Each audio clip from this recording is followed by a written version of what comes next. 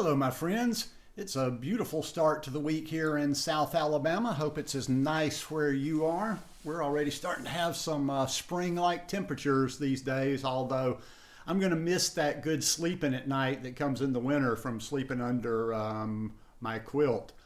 But anyhow, today I just wanted to kind of talk about the simple version of a plant-based diet. It's basically just kind of clarifying, because I see comments, I get questions both here and on Instagram, and a lot of time they're very detailed questions, and they're like, well, should I eat, and it's like one specific thing. Well, I've heard about this item, or I've heard about this item, when I'm really more of a big picture guy. Now, that doesn't mean that I'm just willy-nilly and eat anything. It's just like I'm always trying to convey like the bigger picture, as I'm saying here, and which is basically the whole food plant-based diet and a simple version of it. I always give you guys, that's why I talk about the sources that I listen to over and over and over.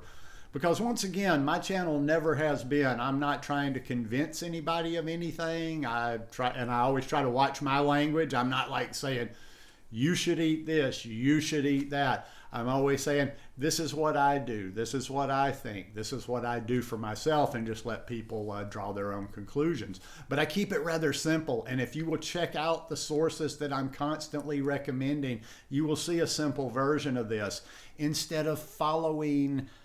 And sometimes there's, a person can be both, but stop with all the Instagram influencers and just getting caught up in the celebrity of social media, because there's a lot of people out there that are huge, and I'm not going to name any names, but that you have no business taking their advice on how to eat.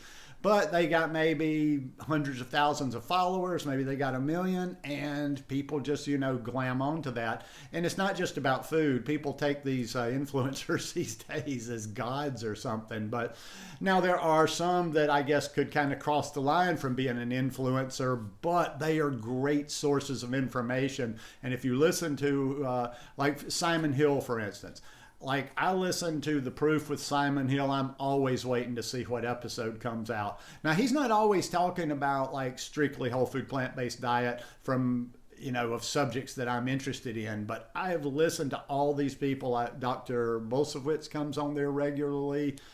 He gets great guests all the time, and they do a little bit deeper dive. So even though he's talking about the simple version of a plant-based diet, and he's always just talking about simple things, he will get really deep into the science there. But another channel that I'm always talking about too is The Exam Room.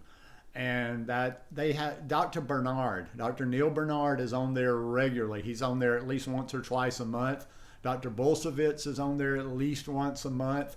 They have doctors on there. They have nutritionists on there. And they're all basically, most of them, they have little differences about, this particular thing or that, but it's all like it comes down to the basics. Fruits, vegetables, nuts, seeds, grains, legumes, good healthy fat, and trying to get a wide variety of all of those things instead of like sitting, like for instance, sometimes I will share a recipe or for whatever.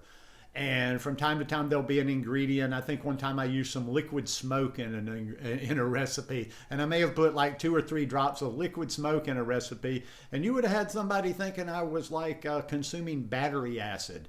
And they went, their whole focus was, well, you shouldn't be, they were basically speaking in tongues. And I'm like, so don't use it. Don't use it. And it's not like, oh, that's a staple, I'm using liquid smoke, and I'm just using that one little example. There's people all the time telling me, oh, you shouldn't be eating garlic and onions, where they're one of the healthiest foods out there for us to eat. So like I say, I try to stick to the simplest version of this possible because I believe you get the best nutrition, you meet all your nutritional needs better that way by eating a wide variety of foods, by eating the amount of food that you need to be eating and not be restricting. Because if we're getting things from all those different food groups, we're likely getting the nutrients that we need. I mean, I do, especially in the winter, I supplement vitamin D, and I always supplement vitamin B12. But basically, other than that, I'm just eating things that give me those various nutrients that I need. Another reason I keep it simple is if I have not made it abundantly clear in the past, I have no interest in food preparation, being in the kitchen. I'm just not much of a foodie. Now, if I had a lot of money and I had a personal chef, or I could go out and eat, like if I lived in a city that had good, healthy restaurants and I could just like basically have whatever I wanted to, maybe. But if it comes to me having to prepare it and do this and do that, the simplest is the best. Like for lunch today, I've had a busy day being Monday. This morning I just had I had some papaya and I had some kiwi, and then I had for lunch I just had some quinoa, some garbanzo beans, and an avocado. And like that's very simple. It takes no preparation. It's ready, and it costs nothing, which is actually the next point of this, and another big reason to keep this lifestyle simple. The simpler you eat, the cheaper it's going to be too. Like when I'm eating whole foods like that, I buy things like that in bulk. Like there's a place where I can buy dry goods, and I buy, like I will buy quinoa by the pound. I will buy those garbanzo beans by the pound. So that lunch of quinoa, garbanzo beans, and avocado was probably about $3 or $4 altogether.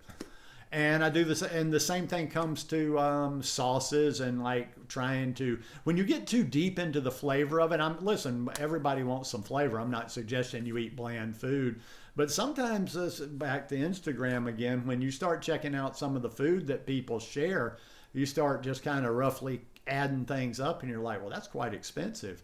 And there, I'm not even just talking about big influencers. I'm talking about just people all across the board that are spending a lot of money, on the food that they're sharing there. And from once in a while, I do that too. I mean, everybody splurges on things, but in general, like even the salad dressings, the sauces, whatever I make, I'm always thinking like, how can I minimize? What are the simplest amount of ingredients?